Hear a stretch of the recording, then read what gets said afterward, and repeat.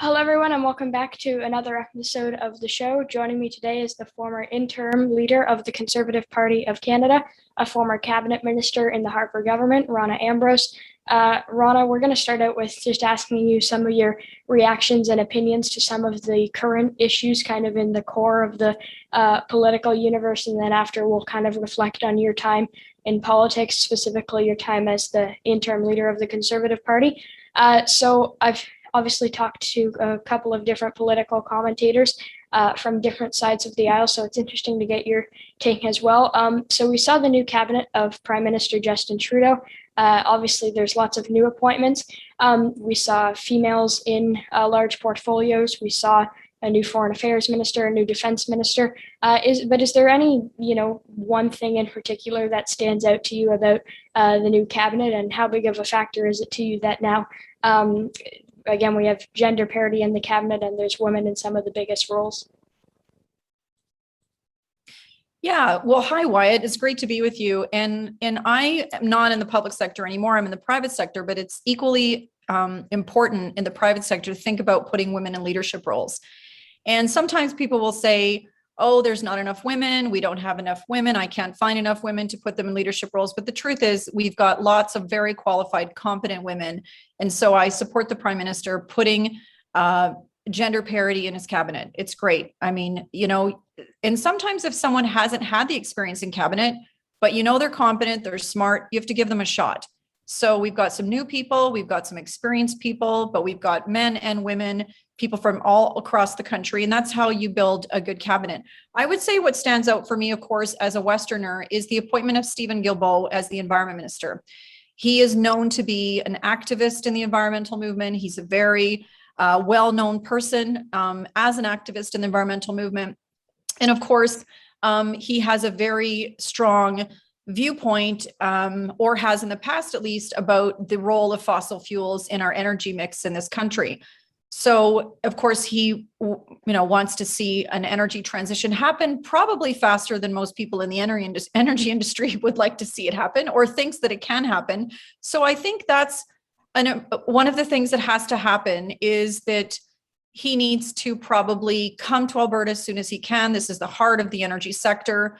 Meet with people, tell people what his plans are, and really think about the other side of the coin, because everyone wants a greener world. Everyone understands what an energy transition could look like. But a lot of people, Wyatt, don't talk about the impact on families and regular people that are working in this sector. And economists have actually identified that the energy transition will probably wipe out up to 800,000 jobs. And if you think about that, a lot of times one person can support a family with a really well-paying job. In the energy sector are good, well-paying jobs. We could see hundreds of thousands of families affected by energy regulation and environmental regulation. So I think everybody wants to do the right thing and work together, and no one wants to do it more so than energy companies that are trying every day to reduce their carbon footprint. But then the flip side is the environmental movement and people making the policy have to really think about, what are we doing to the people that this will affect, jobs and families and livelihoods. That's just as important for a government to think about. And obviously, when we look at representation from all parts of Canada, in the last cabinet, there was no representation from Alberta, and now there's a representation from Randy Boissonnault. So how important is it to you and just in general people in Alberta to actually have representation around the cabinet table? Well, it's always important because there's someone that you can talk to, but it's also important for that person to represent what's happening on the ground here in Alberta. So you have to remember when I was a cabinet minister, lots of people, there's my dog walking by. I was a cabinet minister for many years, and you have a portfolio and you've got a responsibility and obligation to work on certain policies and develop certain laws, but you also have to remember where you come from. And you have to remember who you represent and the things that are happening on the ground in your own community. So the important thing for Randy Boissonnault is to not just bring liberal ideas from Ottawa to Alberta, he also has to take the voices of Albertans to liberal Ottawa. And sometimes they may not be this, they may not get along, but you have to be a connector and you've got to really represent your constituents. So there's a lot of pressure on him, and we will all expect him to really take that voice of the people here to Ottawa with him. And maybe I'll ask you about another event that's happening right now, the climate conference in Glasgow. I'm not sure how closely you're following it, but just in general, just to kind of speak about climate change, not necessarily specifically the conference, what further action, in your view, can be taken? I know I've talked to quite a few people in the Conservative Party specifically about this, and during the election, when I talked to Aaron O'Toole, he mentioned about how people can be skeptical about Conservative plans for the environment, and he even admitted himself that. But what further action, in your view, can be taken to educate people about the impacts of climate change and about protecting our environment? Well, I think we're at a point in history now, where people do understand the impacts of climate change. We can always educate more, and we can always be, proactive in educating, whether it's in our school system or through ad campaigns or, conversations that we have about climate change. But I do feel like most Canadians understand the impact of climate change. And then the conversation turned to, well, how do we address it? Is it through a carbon tax? Do we do something that's more market-based, like a carbon tax, or do we do more regulation? And I think where we've ended up is we do a bit of both. And there's still a discussion about, well, what's the best thing to do? Maybe we should just have a carbon tax and let the market work its magic and eliminate carbon that way, instead of layering on more regulation. So there's always going to be more discussion about the best policy. Some people think, we need to move to other forms of energy like nuclear, but some people are opposed to nuclear. Should we include nuclear in that energy mix? A lot of people are worried if we move too quickly to renewables, that we may not have reliability in our electricity grid. And we could see blackouts like you see in California or in Europe right now. We could see the price of fuel go up quite a bit. So there's a lot of complexity to the work that's being done now on policy for climate change, because we've moved to a place now, Wyatt, where people, I think there's a common understanding that we've got to do something, and there's lots of different tools in the toolbox. So which ones are we going to use? How fast are we going to use them? Which ones are going to have the least impact on our communities? Because I said this to you before, we could just shut everything down really fast and no fossil fuels. And that would have a massive impact on our economy, right? Millions of people would lose their jobs. So we have to think about, as we go through this energy transition, how do we do it in a way to make sure our electricity grid remains reliable? We're eliminating carbon in the best possible way that we can. How do we invest in, what kind of technology do we invest in? And then also, when we move from one technology to another, or one kind of energy to another, how many jobs will be lost? Will there be jobs created? How fast will they be created? Will it be enough? Will there be a gap in between where lots of families, and that's what economists are talking about right now, they're talking about this gap that will happen if we move too quickly. So there's so many questions and so many really interesting policy ideas to work on. And I do think we're at a place where all the political parties agree that we have to move forward, and they all have variations of carbon and climate plans that I think are positive. And so there isn't a fight happening anymore about this, which I think is a really good thing. And I'll ask you two more questions about kind of the current political sphere, and then we'll go into some of your time as leader of the party and just what you're up to now. But obviously, we saw the results of the federal election that just happened look relatively similar to the results of 2019, with the exception of a couple of different races. But when you look specifically at the Conservative performance in this election, was there any one issue that you think they could have dealt with better, or you think that maybe the position or policy on it wasn't the strongest and that could have been that fault for losing the election? Or do you think it's kind of just a broad range of different issues? Well, you know what? I thought the campaign was really good. I thought it was really well done. I really liked the suite of policies. They were eye-catching, they were interesting, they were different. Every day, every few days, Conservative Party would roll out a new, really interesting policy. I like that they dropped their policy platform right away so that Canadians could get to know who Erin O'Toole was. That was very smart strategy, really smart strategy to roll out these really interesting and to focus on affordability. I mean, at the end of the day, that's what everybody is worried about, especially now. I always wonder, I even was thinking to myself when you were talking, I wonder what would happen if we had the election now, because prices, it's even worse. I mean, when we had the federal election, it was only a few months ago, affordability was on everybody's mind, but now it's really on everybody's mind because we might see interest rates go up that could affect everyone's mortgage payments. We see the price of fuel going up, which affects the price of everything, because in Canada, we have to transport things, right? We have to get things from A to B so you can buy them. So all the price of goods is going up, price of groceries is going up. And I think it's really affecting a lot of Canadians. So, sometimes, you do the best you can in an election campaign, and you can always pick apart this policy or that policy. But I thought that we ran a campaign on interesting policy ideas. But at the end of the day, when the fourth wave hit and and everything went back to talking about the pandemic, I think it was harder for our party to kind of break through and talk about some of the other issues. So it's disappointing, but you know what? You learn from each experience and you move on.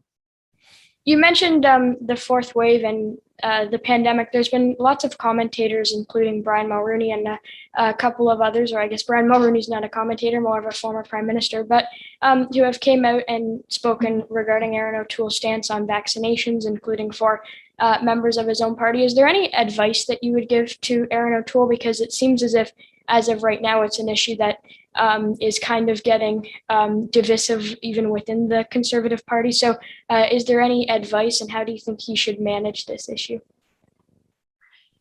You know what, Wyatt? It's really tough because a majority of Canadians believe in vaccine mandates. But at the end of the day, these are people that you have to deal with on a one-on-one basis, and they're on your team. And I know he's doing the best he can to manage this issue.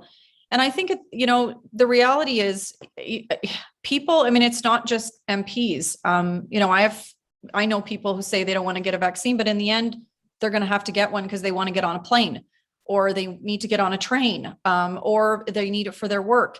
So, I think people are, slowly getting more comfortable with vaccine mandates, but it is a tough thing to manage. We're seeing that in the healthcare sector. I'm very in favor of a mandate in the healthcare sector. And yet I never imagined that there would be thousands of healthcare workers that would not take the vaccine. I didn't expect that. I thought that was really surprising to find out. And yet here we are, right? And governments are grappling with, what do we do? Because it's going to affect the healthcare system. Do we really aggressively enforce this?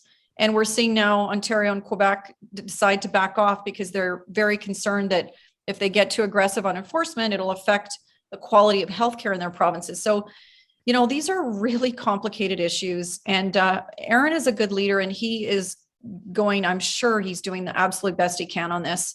And he did say that he agrees that everyone who goes into the House of Commons should be vaccinated, and that the Conservative Party would comply with that.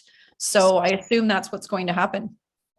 All right, and we'll go into some of your time as Conservative Party leader. So let's start with just what you're doing now. There's obviously lots of former politicians. Some of them, just retire and just do what's enjoyable for them, and then others continue work in the private sector. So for those who remember you as interim leader of the party, just maybe speak a little bit about what you're up to now that you're no longer in politics. I was chatting with Kathleen Monk a little while ago, and she was telling me about some of the work that you did for Supreme Court justices to get additional knowledge on important issues. So maybe speak a little bit about that and just some other things that you've been up to. Sure. Well, thanks, Wyatt. Yeah, I wanted a new challenge, so I'm in the private sector now.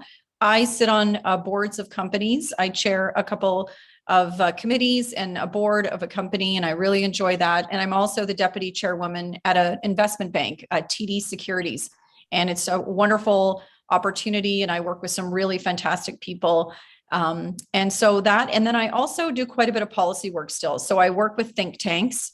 I really enjoy that. So I do public speaking still on certain issues, and I'm still very involved with supporting women and girls. I sit on the board of an organization called Plan International Canada, and in association with that, I published a children's book. It's called The International Day of the Girl, and all the proceeds go to Plan International Canada. And it actually is wonderfully, because it is a fundraiser. It's a bestseller children's book, and we're really excited about that. We've gotten quite involved with supporting some of the efforts to get Afghans out of Afghanistan. Our family's very passionate about the role of veterans, and a lot of veterans are trying really hard to help the people that helped them when they were in Afghanistan. So my daughter right now is doing a fundraiser in her school to raise money for organizations that are helping safe house some of the interpreters that work with our military on the ground in Afghanistan. And then they're, trying to get their paperwork, and then we try and get them out of the country. And so we've been involved with that. So you know what, there's always great things to get involved with. And yes, Kathleen Monk mentioned, I put a bill in front of the House that's to educate judges on sexual assault law, to make the courtroom more fair for people who come forward with a sexual assault case. And it took 4 years, and it was a lot of struggle to get that done, but it did pass this year. And I'm very happy about that. And so it's another way to ensure that people feel more confident in our legal system and feel more emboldened and empowered to come forward if they do experience sexual assault, knowing that they will get judges, and the courtroom will be managed in a way that is sensitive to a number of things that they have to deal with as victims. And I'm sure, just as a final question, I'm sure that's obviously one thing you're proud of, but when you look at some of the other things that you've been able to accomplish and some things that you accomplished as interim leader of the party, just what are you most proud of, I guess you could say, of your time in politics? Oh my gosh, that's a big question. You know what? You get to do so many great things. I loved getting to pass a United Nations resolution to create the International Day of the Girl, because now it's the 10th year that it's become an international recognized day. So countries all over the world celebrate it. And it's a day that we focus on the rights of girls and their achievements, their challenges. And most importantly, that's something we need to think about in the developing world, but even here in our own country. Indigenous girls face a lot of obstacles compared to non-Indigenous girls. So lots of work that we need to do to continue to advocate for girls' rights around the world. And so it was really great to be able to pass that and just to continue working on that. So, even though I'm not in politics, I still work on that. And I think the other thing was just getting a chance to be a voice for people in your community. There's nothing more wonderful when you are elected than to really do what you're there to do, which is to help people in your own community with the challenges and issues that they're facing. That's what public life is about. So there's many stories that I could tell about that, but you just remember all those lovely people that you meet all over the country when you go on tour, and just that's probably what I miss about politics, is going across the country touring and just meeting so many fantastic Canadians. All right, Rona, well, that was my last question. So thank you for joining me, and it's been great chatting with you, and thank you again. Well, it's great to meet you, Wyatt, and keep up your great career in journalism. I think you have already come so far. You've probably come farther than most journalists, definitely any journalist your age. So it's wonderful to meet you. I've been a fan for a while, and it's lovely to get to be on your show. Thank you. Bye now. Take care, Wyatt. Bye-bye.